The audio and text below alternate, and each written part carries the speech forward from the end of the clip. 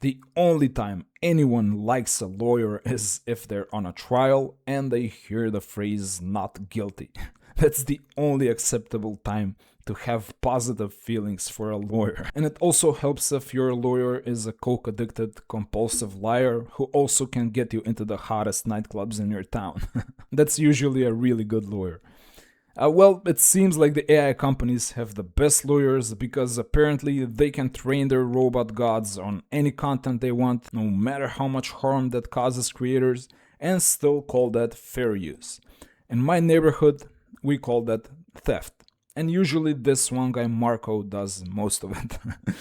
Now, I'm not a legal eagle, so ironically, the only person I had around available to bounce ideas off of on the topic of whether AI using publicly available content to train itself on is fair use was actually AI. And here's what I asked Gemini. So, what if someone like a blogger or content creator was creating review content for products they invested in to have tested and reviewed and was earning money from ads and affiliate commissions from that content? And now LLMs use that content to train on, and then the blogger or content creator no longer gets the traffic and loses income because of that. And also, the blogger has specific points in the terms and policies on the blog that prohibit the content to be used in any sort of automated way, and especially prohibits content to be used to train LLMs on it. Is that still fair use? And no surprise, the AI is quite useful here actually. Here's what we have. So, based on US copyright law and shifting federal court precedents, the LLM initial ingestion of training on the blog content would likely still be protective by the fair use doctrine. But the blogger would have strong legal grounds to sue the AI company for breach of contract and output infringement. Okay, interesting. While the loss of income and traffic feels like an obvious violation, copyright law treats the input training, they separate this, and the output, the AI competing with the blog, as completely separate legal issues. The scenario breaks down legally across three distinct areas. So it says here, despite the direct loss of traffic and affiliate revenue, federal courts have consistently ruled that using lawfully scraped internet data to train an AI is a transformative fair use.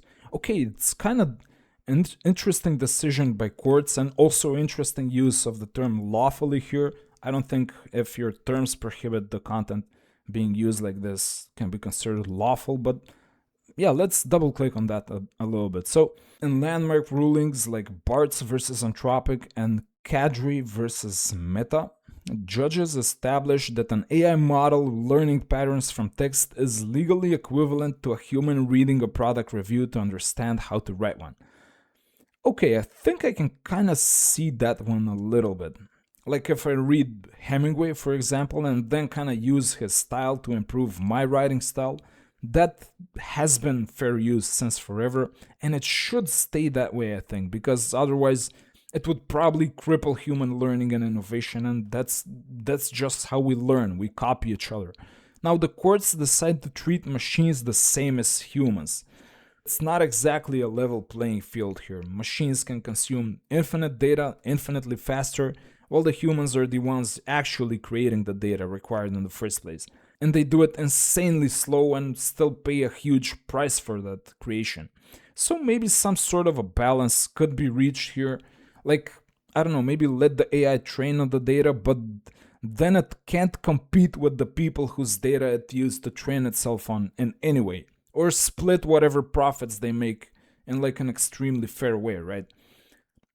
That's where this sort of continues. So, the market harm catch. Under Section 107 of the Copyright Act, the blogger's loss of affiliate revenue is considered market competition, not direct copyright harm. Copyright protects the specific arrangement of words, not the words about the product or the blogger's business model. Because the AI is using the review to build a tool that generates entirely new text, the actual ingestion remains heavily shielded by fair use. I think they're kind of starting to lose me here. It seems like it's trying to separate market competition from copyright harm, but aren't like those two essentially the same thing? Nobody would even care about any of these AI companies if they didn't threaten the bag. people's jobs and incomes and all of that. If these AI companies didn't affect our money, like, we wouldn't care. I guess that's how OpenAI first tried to sell this thing, like, for the benefits of humanity. And now they're gonna be $1 trillion company raking in insane profits for the benefit of Sam Altman. And Anthropic are just purely insane. I think I saw something like they're actually against open source code. The very exact thing they use to train their models on. The balls on these people, man. I think people suing these companies are more trying to kind of hit the angle of, like, the work is not transformative enough, which I guess happens often. But personally, I think the loss of competitiveness and revenue is a much kind of stronger angle here. It is a part of fair use and copyright law, and I kind of think it should be the biggest part, maybe even the only part. I mean, look, there's not even that much need for a lot of this legal mumbo jumbo here, kind of. Think about it like this. A content creator is incentivized to create high quality content only if they get compensated for it. The content is out there for free, but mostly meant and targeted for end consumers. The AI just comes and takes the content, trains itself on it, and then removes the need for the content creator entirely. And okay, fair, like, that can be fair. People are sometimes made obsolete by technological advancements. I mean, we all today profit on the work of, say, like, maybe people who lost their jobs to steam engines, let's just say. While the people who were doing their jobs, like, maybe they in some way supported the actual growth and invention and creation of the steam engines themselves. You see what I mean? And today nobody thinks even twice of that injustice, let's just say. But then again, like, those people were paid for their work while they were getting replaced. At least there's that. They didn't just, like, give away their work. And that's where we have, like, one little nuance here, one little twist in the plot. Okay, let's continue. Terms of service, the breach of contract. This is where the blogger gains a massive advantage. Even if an AI company claims fair use under copyright law, they cannot easily bypass contract law. Here we go, baby. The legal tool. If the blogger has clear terms of service explicitly banning automated scraping and LLM training, scraping that site is a breach of contract and a violation of the Computer Fraud and Abuse Act. Shouldn't all scraping be a violation of this act? The precedent. Major publishers, including the New York Times and its ongoing battle with OpenAI, rely heavily on these breach of contract claims. Good for them. By accessing the website, the AI company's automated web crawlers agree to the site's terms. Violating those terms to steal data means the blogger can sue for damages based on a broken contract, bypassing the fair use argument entirely. Now, one huge problem for content creator here is that they probably didn't have, like, these specific terms in place. Maybe some of them did, but most of them probably didn't. Maybe they had, like, something more vague. And I think you can make a really strong argument here that the reason why such terms may have been lacking in the first place is because everybody kind of, like, implicitly assumed that you cannot just do this. I mean, just go ahead and ask any creator. Ask them, like, would you be okay for the AI to use your data to train itself on it and then replace you and not compensate you in any way? How many creators will say, yeah, sure, go ahead? I know how many. None of them. We would just have no data, and then no AI either as a consequence. So just because the AI companies were able to kind of pull a fast one on us, it doesn't mean it's ethically correct. And also, I think it doesn't mean it's too late even. Like, okay, think about this. So let's say you're in a Starbucks and you're working on your laptop and you go to the toilet and you come back and your laptop is gone. Does it mean that the person who took your laptop had the right to take it just because you didn't leave a note on your laptop saying, do not take my laptop? It's exactly the same with content. Nobody really asked independent content creators if they can use their content. Nobody seems to be interested in compensating them, of course. Okay, let's see the final point here. The AI's output, regurgitation infringement.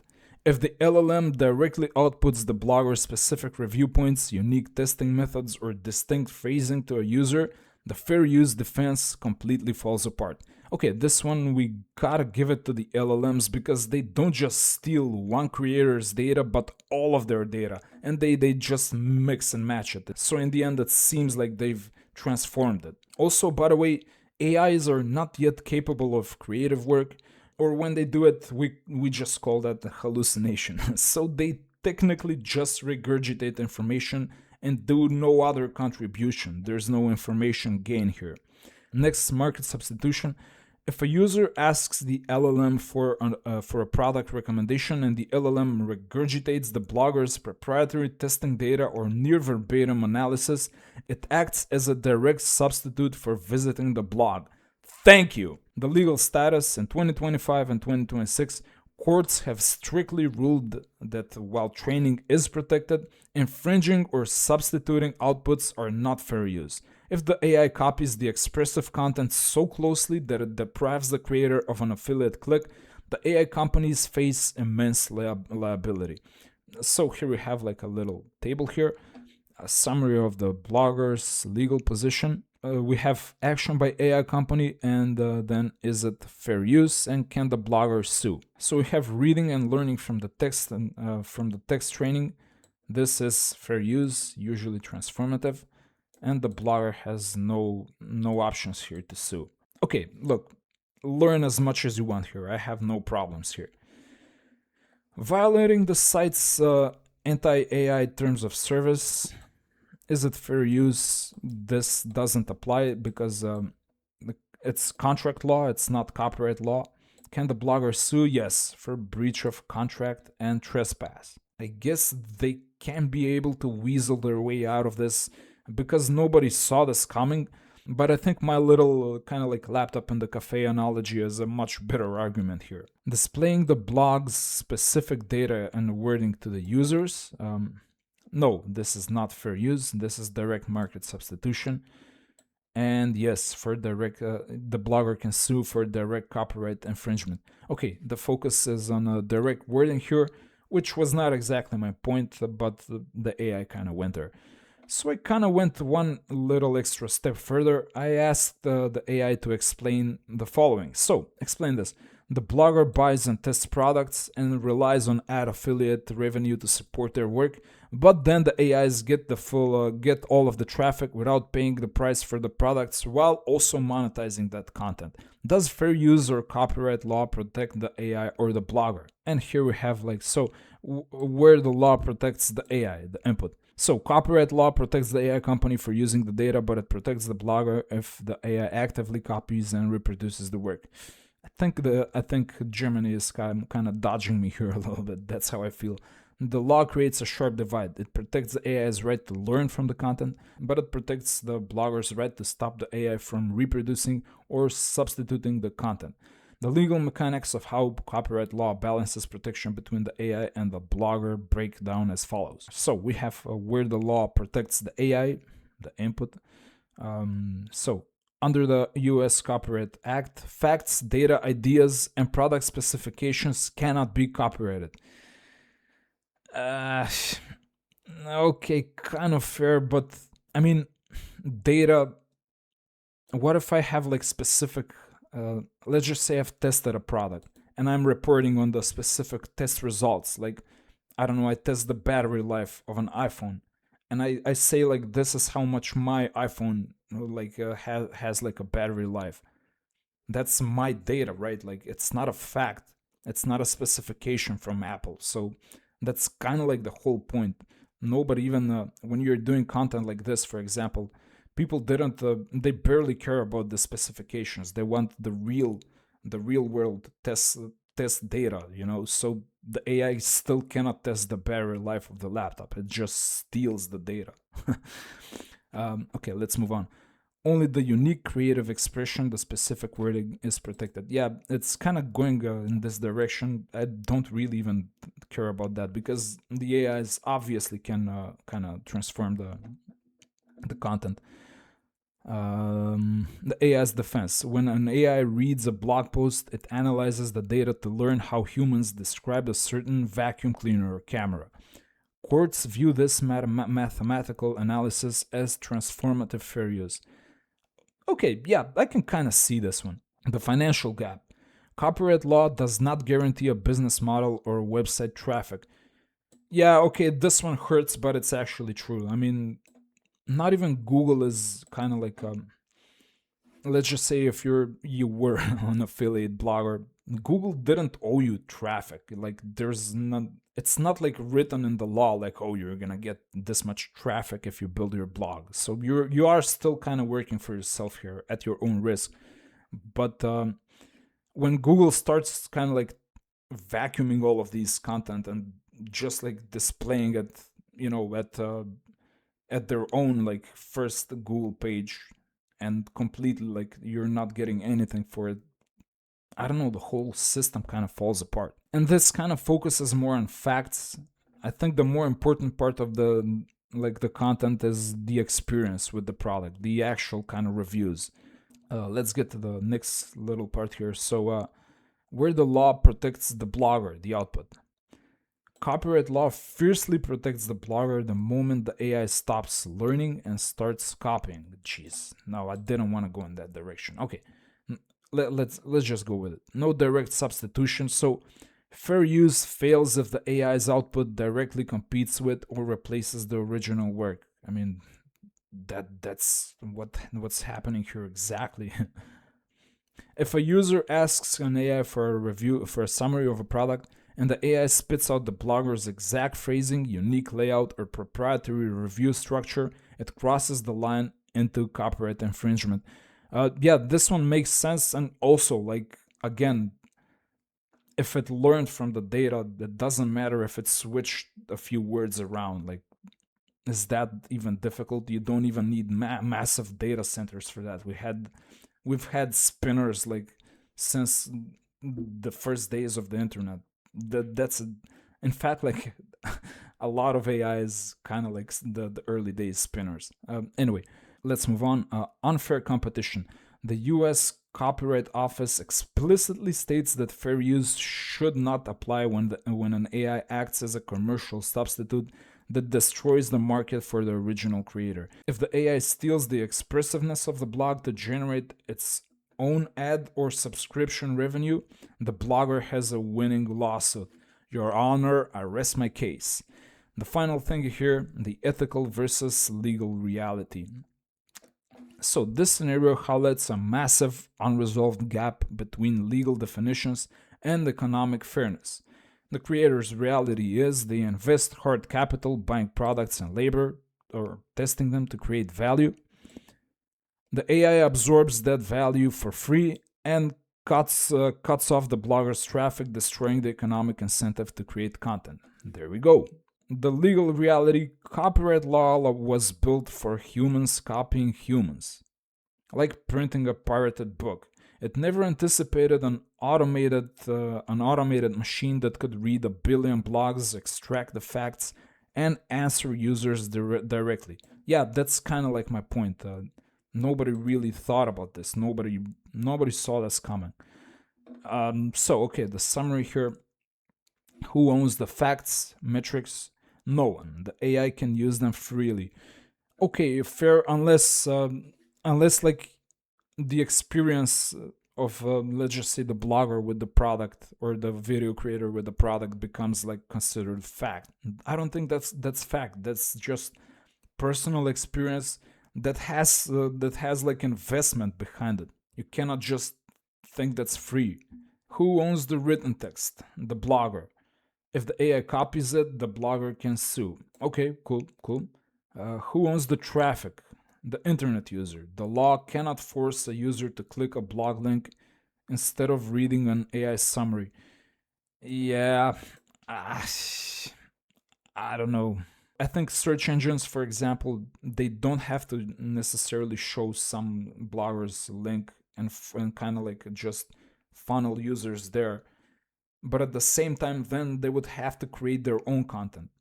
If you take other people's content and just show it on the AI overviews, and you didn't create the content, you didn't have experience with it, like I cannot see how's that fair use. People invest in this content with the hopes of kind of like making a return on their investment, And look, like in the pre-AI days, like nobody even expected anything. You make content as an entrepreneur, as a kind of like gold prospector. You're on your own and you risk your time and energy and money in the hopes that you're gonna get traffic. And if it works, great. If not, that's it. That's life. But you're competing against other bloggers, not a machine who just takes all of this data and then kind of like kind of mixes it a little bit and matches it and presents it to the user like, here's your data. Nobody created it. We just like found this on the street. And the thing is, like, the internet user will still make their own personal decisions based on self-interest, always. But the AIs have no data without the creators. So essentially they have nothing, right? They have like a few fancy algorithms and a few data centers, but they don't have the actual meat. I even think that the transformer architecture can be written in like maybe a few thousand lines of code, maybe even a few hundred. I think I heard this somewhere. So that's all they have without the data, like a few GPUs and some algorithm. Let's finish the summary here. Because copyright law has these limitations, bloggers and major publishers are increasingly moving away from copyright lawsuits and instead using contract law, blocking AI bots via terms of service or technical blocks, Cloudflare anti-scraping tools to starve the AIs of data. Yeah, I mean, it may be a little bit too late for some of that. They already got like the core of the data, and creators already lost like a ton without agreeing to give their content for this. So I don't think this is enough. I don't feel satisfied with this. And Gemini wraps up with, if you are a creator facing this, I can walk you through the exact technical steps to block AI crawlers or show you how to structure your terms to give you maximum leverage, which would be more helpful. Wow, thanks Gemini, you're so helpful. I'm so glad we have you. Okay, yeah, so this thing is still going on. It may even be possible that the lawsuits are just beginning. Full transparency, I lost a ton of income because of AI using my content to kind of train itself on it and then effectively replace my blogs without any reward for me, without any compensation. But personally, I'm not even that bitter, and I don't even really think too much of this anymore.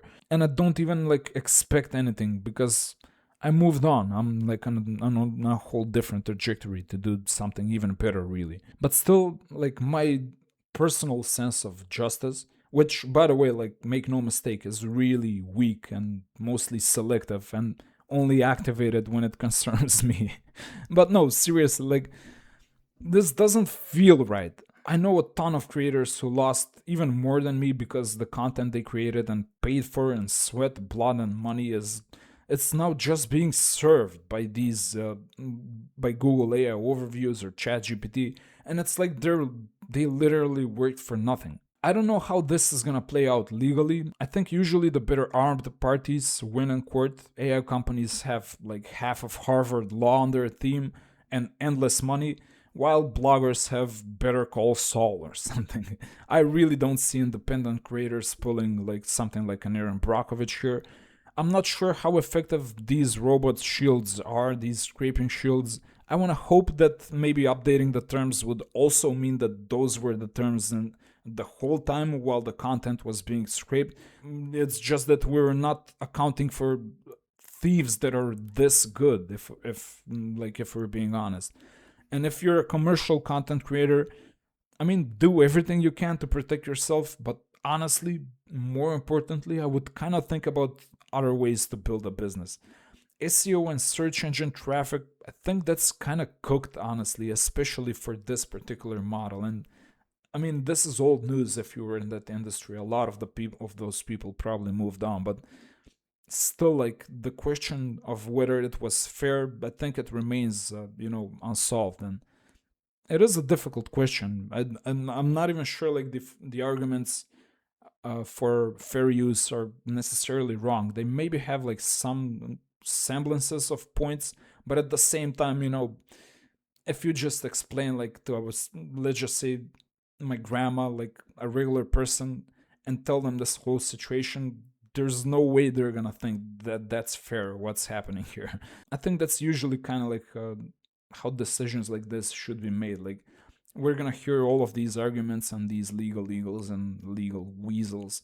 They're gonna talk and talk and talk, and in the end, like, if you cannot make a conclusive decision, like, you gotta decide like what feels fair. I just cannot see how, like, taking people's data, then you kind of do this magical mixing, and now it's okay to just like cut the people off from their traffic and just show it on the in the AIs and the search engines. Like, I cannot see how that's fair. Even more bad news here, I think, comes for video creators. Probably even more because they are actually uploading videos on the platforms that AI companies directly own. So you probably give away more rights here, 100%.